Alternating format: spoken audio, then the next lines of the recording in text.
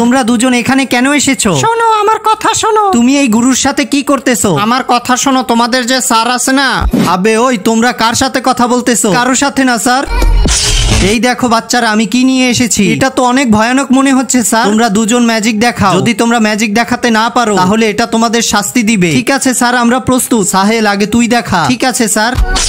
এই দেখুন স্যার পুরো আপনার মতো হাত। বাহ সাহেল অনেক ভালো। জাহেদ এখন তুই দেখা। ঠিক আছে স্যার।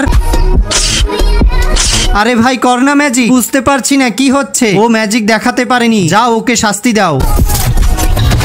আরে স্যার ও কি করে ফেললো এসব? আবে ওই এইদিকে আয়। আমি তোর গোলাম না। স্যার তাড়াতাড়ি কিছু করুন, না হলে ও আমাকে মেরে দেবে। বুঝতে পারছি না সাহেলের কি হয়ে গেল।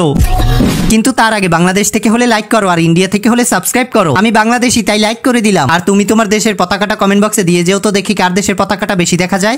গুরুজি ওর থেকে আমাকে বাঁচাও।